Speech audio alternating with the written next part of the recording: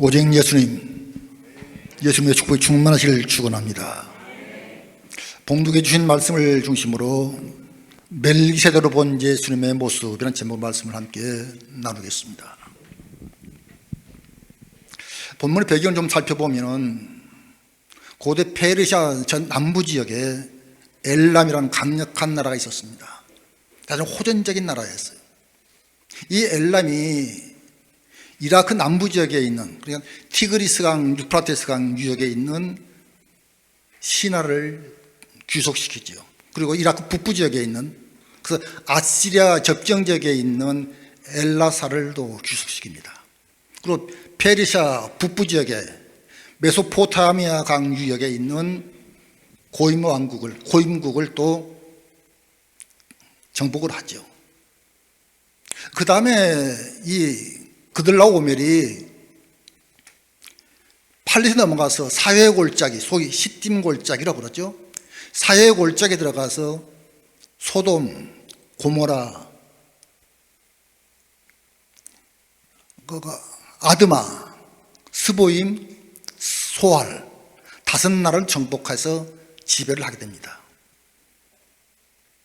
이 소알 골짜기는 이 5나라들이 12년 동안 엘람을 섬기죠. 근데 13년째 되네 배반을 하고 돌아서니까 이 엘람은 그돌라오멜이 괘씸히 생각해가지고 군대를 동원해서 제 14년째 되던 해에 소위 북왕국 4개국의 연합군대를 형성해서 팔레스틴을 공격을 하게 됩니다. 이 그돌라오멜 연합군이 지나간 자리는 처참하게 폐허가 되고 말았습니다. 바로 이때 소돔에 살고 있던 아브라함의 조카 롯이 포로로 잡혀갔다는 소식을 아브라함이 전해 듣습니다. 그래서 아브라함이 자기 집에 낳고 자라고 훈련된 정예군 318명을 데리고 진격하는데, 이때 마므레 지역에 있는 마므레는 삼형제가 있습니다. 지금 마므레는 개인 사람의 이름인데 동네 이름도 돼요. 그 고대 국가에서는, 도시 국가에서는 사람의 이름이 지명도 되고 나라 이름도 되기도 했었습니다. 바로 이거 그 형국이에요. 그래서 이 마므레 삼형제, 마므레, 아넬, 에스골, 이 삼형제 함께 동맹을 맺습니다. 그래서 이제 그돌라오멜을 추격해서 올라갔죠. 다시 말하면 이 그돌라오멜이 연합군 등성해서 에덴 동편으로 내려와서 초토화시키고 에덴 요단강 서편으로 해서 귀환을 하죠. 이때 마음에 살고 있었던 이 아브라함이 연합군대를 형성하고 다시 추격 올라가서 다메섹까지 가가지고 완승을 하게 됩니다. 그래서 잡혀온 포로들을 다 데리고, 그리고 노숙과 함께 개선을 하게 되죠. 본문의 말씀은 그 개선할 때 소돔 왕이 영접을 하고 갑자기 멜기세덱이 등장하는 장면이 본문의 말씀입니다. 성경에서 가장 신비스러운 인물이 멜기세덱입니다. 히브리서 기자는 히브리서 7장 3절 말씀 이렇게 말합니다. 아버지도 없고 어머니도 없고 족보도 없고 시작한 날도 없고 생명의 끝도 없어 하나님의 아들과 닮아서 항상 제사장으로 있느니라. 히브리서 기자는 어떻게 이 말을 할 수 있었을까요? 이 멜기세덱에 대한 기사는 창세기 14장 18절 20절 사이 단 3절에 나와 있습니다. 그리고 시편 110편 4절 말씀에 또 하나 나오죠. 그런데 당시에 납비들이 가지고 있는 성경 해석의 원리가 있어요. 철통 같은 원칙입니다. 토라에 없는 것은 세상에 존재하지 않는다. 모세 오경에 없는 것은 전혀 존재하지 않는다라는 선언입니다. 따라서 히브리서 기자는 구약성에 능통한 사람이었기 때문에 토라를 낱낱이 살펴서 멜기세덱 기사를 살펴보았을 것입니다. 우리가 아무리 눈시고 봐도 멜기세덱이라는 정보가 빈약해요. 별로 없어요. 부모도 가족도 출생도 도저히 찾을 수 없는 거예요. 다시 말하면 토라에 없으니까 히브리서 기자는 아버지도 없고 어머니도 없고 족보도 없다라고 적을 수 있었습니다. 또 출생도 없고 죽지도 않았다고 말할 수 있었던 것이에요. 소위 이것은 성경의 침묵에 기인한 것입니다. 창세기가 토라가 멜기세덱에 대해 대단히 많은 정보들을 침묵하고 있었다라는 것이에요. 문학에서 글쓰기 기법 가운데 하나가 침묵 기법이라는 게 있습니다. 침묵은 말하지 않음으로 전한 메시지를 침묵이라고 그러죠. 다시 말하면 이 창세기가 토라가 멜기세덱에 대해 침묵함으로 히브리 기자는 멜기 신비한 사람으로 만들어갈 수가 있었던 것이에요. 그래서 우리는 히브리 7장은 멜기세덱은 예수님 예표라고 말합니다. 예수님의 모형이라는 말이죠. 우리가 성경 해석을 할 때 모형론이 해석이 있어요. 모형론의 원칙은, 모형론의 원리가 있는데, 모형론은 모형이 원형을 규정하는 것이 아니라 원형이 모형을 규정한다라는 것입니다. 다시 말하면 예수님은 멜기세덱이라는 모형으로 규정되어진 것이 아니라 멜기세덱이 영원하신 예수님의 모습으로 규정되었다라는 말입니다. 그래서 멜기세덱이 영원한 제사장이 되었고 우리는 신비한 사람은 알려져 있습니다. 그래서 오리게 같은 사람은 이 멜기세덱이 천사라고 해석을 했어요. 그건 전혀 터무니없는 말입니다. 왜냐하면 멜기세덱은 분명히 살렘 왕이었고 아브라함의 11조를 받았던 제사장이었습니다. 그러니까 분명히 역사적 인물이었던 것이죠. 여기 11조 처음으로 나오죠. 성경 속에 모세가 율법에 제정한 11조 규례가 있기 전에 이미 아브라함이 멜기세덱 11조를 바쳤어요. 창세기 28장 22절에 가보면 야곱이 베델에서 11조를 서약을 하죠. 다시 말하면 율법에 11조 규례가 들어오기 이전에 훨씬 전에 아브라함과 이삭과 야곱은 11조를 드리고 있었던 것으로 이해할 수 있습니다. 11조는 율법이 있기 때문에 드리는 것이 아니라 믿음의 주사는 아브라함이 했었던 일을 따라서 그 믿음을 따라서 우리는 지금 11조를 드리고 있는 것이에요. 멜기세덱으로 본 예수님 모습 첫 번째, 떡과 포도주입니다.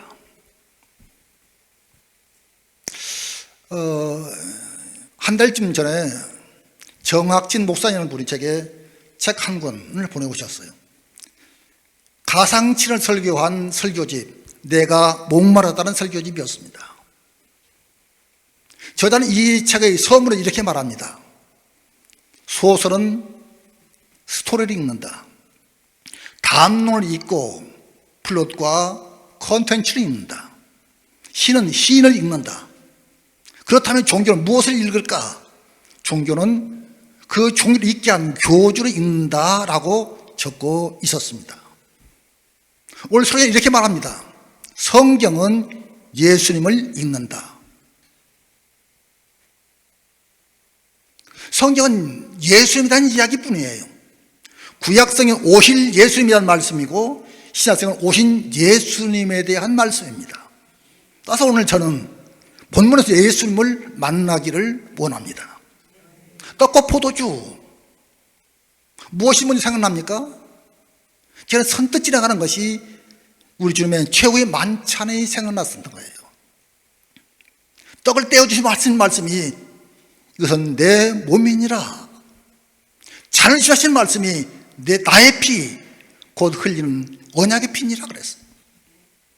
이 떡과 포도주가 갈보리 산에 달린 예수님에게서 그 의미가 분명하게 드러났습니다. 아, 떡과 포도주는 그것이었구나. 예수님은 거룩한 몸을 찢고 보배한 피를 흘려주심이 떡과 포도주의 의미였구나. 다시 말하면 이 떡과 포도주는 십자가로 우리를 구원해 주신 은총의 사건이었던 것이에요. 마태복음 1장 21절 말씀에 아들 낳으니 그 이름을 예수로 하라. 이는 그가 자기 백성 구대주에서 구원할 자이심이라 그랬어요. 낳기도 전에 지어진 이름이 예수님이라는 존귀하신 이름입니다. 이 예수라는 말은 헬라 이에수스에서 온 말이에요. 헬라 이에수스는 히브리어 예호수아에서 온 말입니다. 이 예호수아는 여호수아란 말인데 여호와란 말과 야샤, 구원하다, 구출하는 말의 합성어가 여호수아예요. 여호수아는 여호와는 구원이시다는 뜻이죠. 예수님은 구원이시다는 다른 말씀입니다. 또 요한복음 1장 25절 말씀 보니까 세례요한이 가만히 보니까 지금 자기 오시는 걸 보거든요. 이튿날 예수 자기 오심을 보고 이르되 보라 세상죄를 지은 하나님의 어린 양이로다. 광야에서 선포하던 강력한 메시지인 거예요. 예수님은 나와 여러분의 죄를 짊어지고 가시는 희생양으로 오셨다는 말씀입니다. 제물이 있어야 제사를 드릴 수가 있고 제사를 드려야 우리 죄를 용서받을 수 있는 제사 규례는 잘 알고 있어요. 그 제물로 우리 주님이 오셔서 갈보리에서 죽어 주신 것입니다. 소리는 길어져서 좀 본문을 좀 줄이겠습니다. 멜기세로 본 예수님 모습 두 번째는 지극히 높으신 하나님의 제사장이셨습니다. 이 제사장이란 첫째로 하나님과 인간 사이의 중보자입니다. 이 온전한 중보자는 예수님 한 분뿐이죠. 이 제사장은 제사의 직무를 행하는 사람이 제사장입니다. 셋째로 제사장은 이 제사장의 직무를 행하기 위해서 거룩히 구별된 사람입니다. 기름 부어서 성별을 해야 되는 거예요. 그래서 이 제사장은 철두철미하게 철통같이 거룩성을 상실하면 안 되는 사람이에요.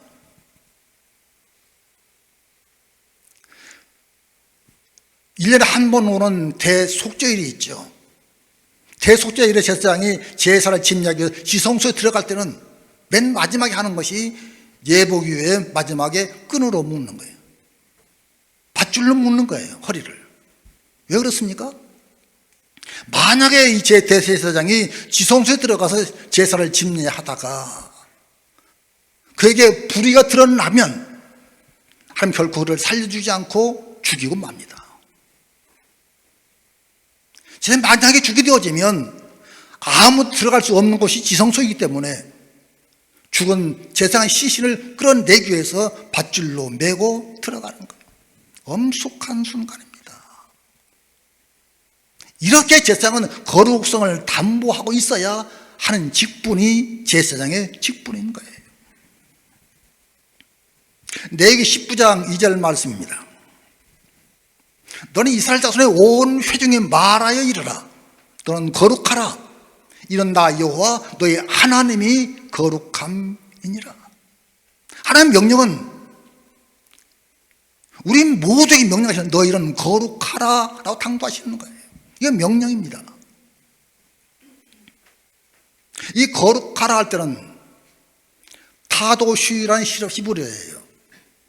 카도시는 형용사입니다. 카다시가 우리 익숙하죠? 카다시는 동사예요. 그래서 이것은 원형이 뭐냐면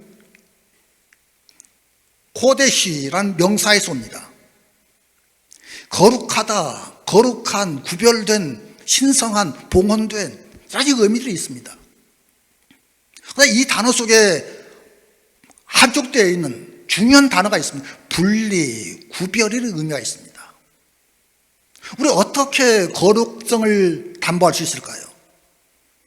죄로 철저하게 분리되어져야, 죄에서 우리가 구별되어져야 거룩성을 가질 수 있게 되는 것이에요. 그 거룩하기 위해서 너희가 거룩하라 할 때는 우리가 반드시 죄를 떠나야만 당연한 것이, 마땅한 것이에요.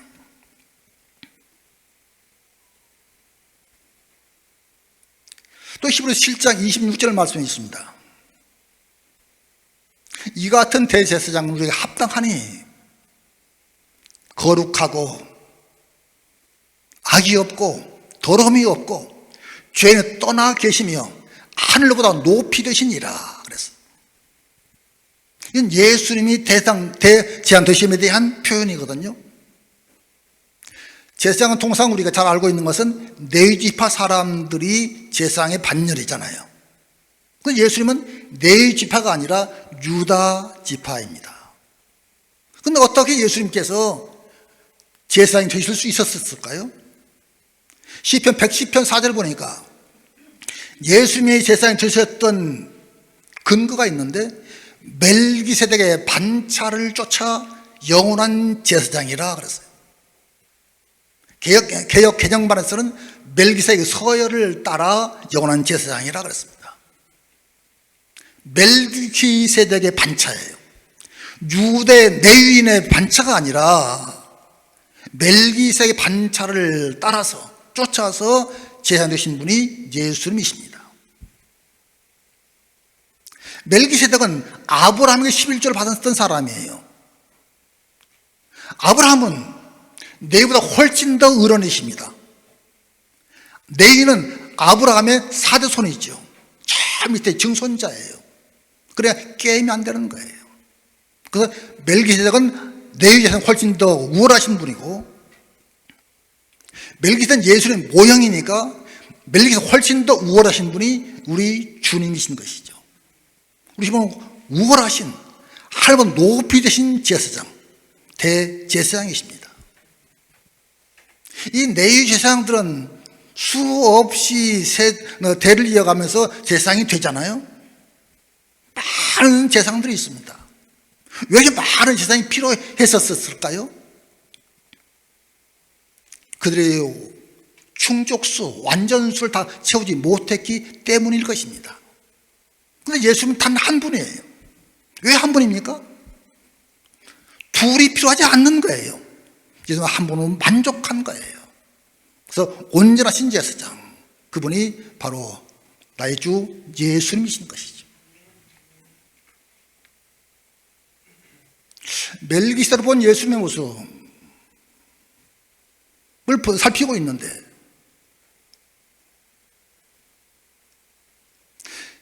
우리 주님이 얼마나 위대하신 분인가 하면, 우리 이렇게 예를 들으십시다. 현대 과학의 최첨단을, 과학의 발전을 가늠할 수 있는 가늠소의 하나가 뭐냐면은 우주선이에요. 1777년 9월 5일인가요? 그때 쏘아 올린 우주선이 보이저 1호랍니다. 이 47년이라는데 아직까지 247억 킬로미터를 지금 비행하고 있습니다.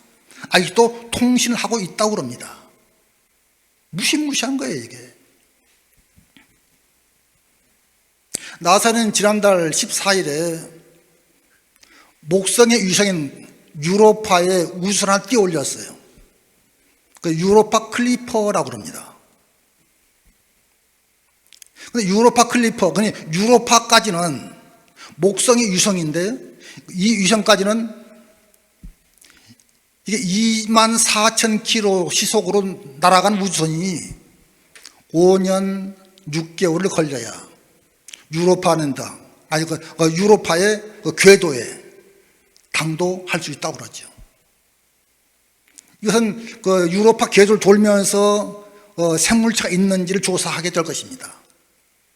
근데 나사는 후속으로 유로파 랜더를 지금 계속 만들고 있죠, 지금.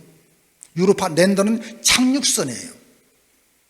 창수는 유로파에 가가지고 내려가지고 이제 지질 조사하고 하게 될 것입니다. 달까지 거리가 38만 4천 킬로입니까?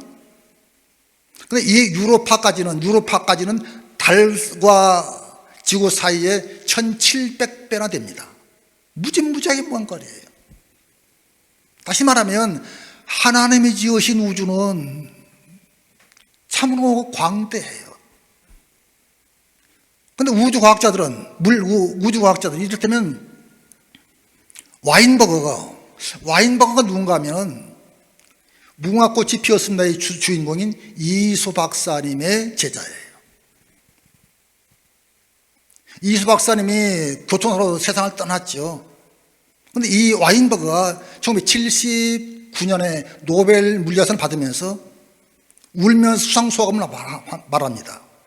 만약에 우리 스승 이호 박사님이 살아 계셨더라면 이상은 우리 스승님의 것입니다. 그래 우리나라 1호 수상자 될 뻔했던 분이 그분이었거든요. 그런데 이 와인버그가 소위 멀티버스 다중우주론을 제기한 사람이에요. 우주는 우리 우주 하나만 있는 것이 아니라 수많은 다른 우주들이 존재하고 있다. 그것은 현대 과학이 입증하고 있습니다. 그런데 우리 태양계만 해도 엄청난 것인데 이 엄청난 걸 지으신 우리 하나님이시잖아요. 우리 목사님 안창호 장로님 말씀을 하셨었는데 이 안창호 위원장이 바로 우리 가까운 중부장로의 장로님이십니다. 대전보다 나오신 분이에요. 청문회하면서 무슨 말을 하셨다고요? 지나는 자들이 추궁하죠. 그런데 그분은 당당하게 선포합니다. 하나님이 천지를 창조하셨습니다. 천둥 같은 소리예요. 그냥 하는 소리가 아닙니다. 목사 석사를 받고 전도사로 일했던 사람이 목사님의 아들이 하는 질문이란 꼴들이 그 모양인데 장로님이 위대한 선을 하셨던 것이에요. 우리 하나님 위대하신 분입니다. 우리 주님은 하나님은 높이 되신 분입니다. 벨기에로 본 예수의 모습 세 번째, 살렘 왕. 살렘은 평화, 평강, 행복 그런 뜻입니다. 이 살렘은 예루살렘의 옛 이름입니다. 그리고 샬렘은 예루살렘 시적으로 표현할 때 샬렘 하는 거예요. 히브리어는 샬렘 그럽니다. 이 샬렘이 살롬하고 비슷하잖아요. 이 살렘은 전쟁이나 어떤 외부적인 고통 때문에 고통에서 우리가 벗어나는 것을 우리가 샬롬하라 하지 않습니다. 행복한 수준에 들어가야 샬롬이라고 말할 수 있는 거예요. 히브리서 7장 2절은 이렇게 말합니다. 그 이름을 해석하면 멜기세덱 이름을 해석하면 첫째는 의의 왕이요 그 다음은 살렘 왕이니 곧 평강의 왕이요. 그런데 히브리 기자가 독특하게 꽂아놓은 단어 두 개 있어요. 첫째는 먼저는 그 다음은 그러니까 의의 왕과 살렘 왕 사이에 분명 순서가 있어야 되겠다 싶은 모양인 거예요. 왜 그럴까요? 이 멜기세덱이라는 이름은 왕이라는 뜻의 말키란 단어와 공의, 정이라는 단어인 채택의 합성어가 멜기세덱입니다. 그래서 멜기세덱은 의의 왕, 공의의 왕이에요.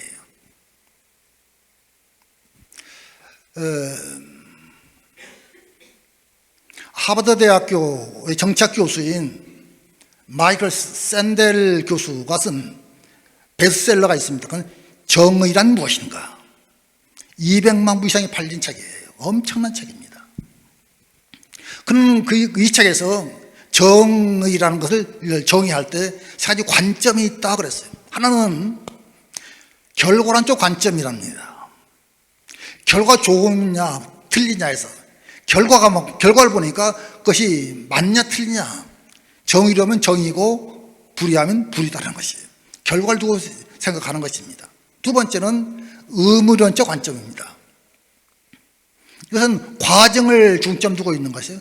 그래서 행위가 옳으냐 그러냐에 따라서 판단하는 것이라는 것입니다. 세 번째는 도덕적 관점입니다. 행위자, 그 일을 행하는 사람의 품성이 좋으냐 나쁘냐, 품성, 덕성에 따라서 정의와 불의를 가늠하는 것이 도덕적 관점입니다.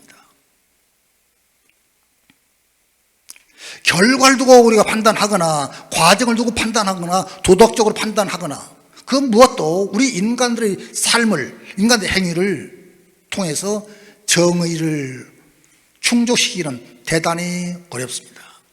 불가능합니다. 의사 선생님이 수술을 하다가 혹시 잘못되면 정의입니까 불입니까? 애매하죠.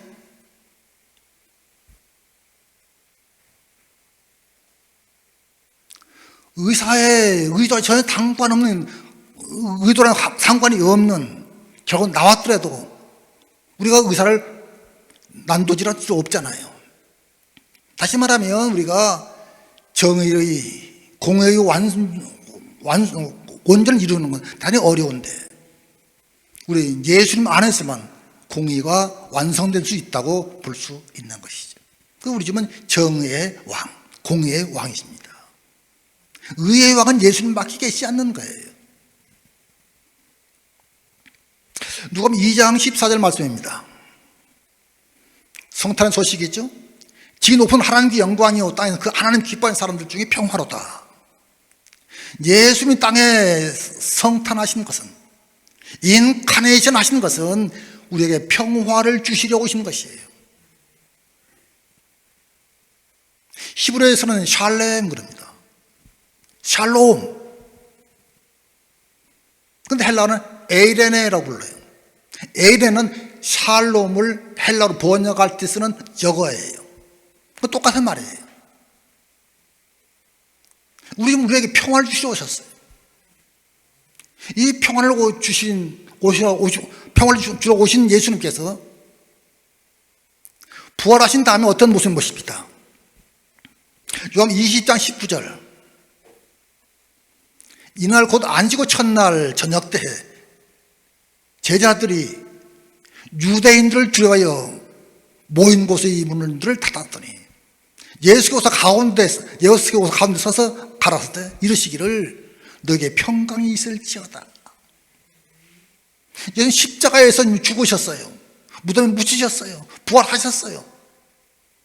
여전히 그런데 제자들은 유대인들이 두려워서 벌벌 떨고 있는 형국입니다. 모든 분들을 다 잠갔어요. 그런데 예수님이 들어오셔가지고 한가운데 서서 말씀하시기를 너희에게 평강이 있을지어다 라고 선포하셨습니다. 다시 말하면 예수님은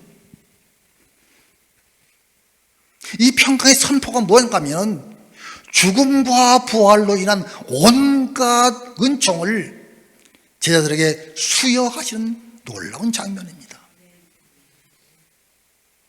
정말 놀랍고 엄숙하고 특별한 축복의 선언이 너희에게 평강이 있을지어다라는 말씀입니다. 우리 주신 평강이 우리들의 삶을 지배하시기를 간절히 축원합니다. 바울은 데살로니가후서 3장 16절에 이렇게 말합니다. 평강의 주. 예수는 평강의 주님이라 부르는 거예요.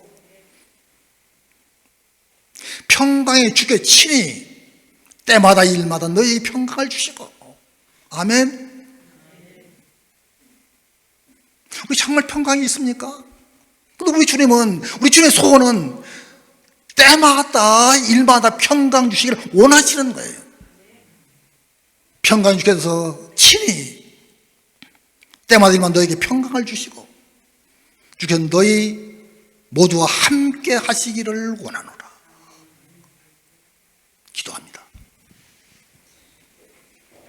자비로우신 아버지 하나님을 감사합니다.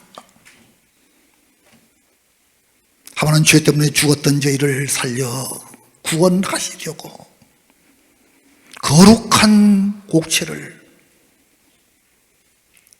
찢어 나누어 주셨습니다.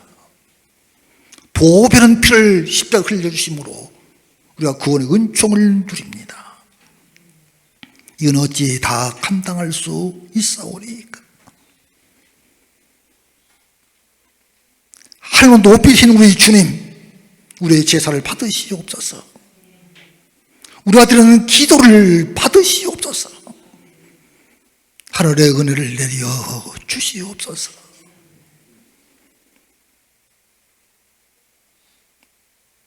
때마다 일마다 평강 주시길 원하시는 우리 주 예수님으로 간절히 기도하옵나이다. 아멘.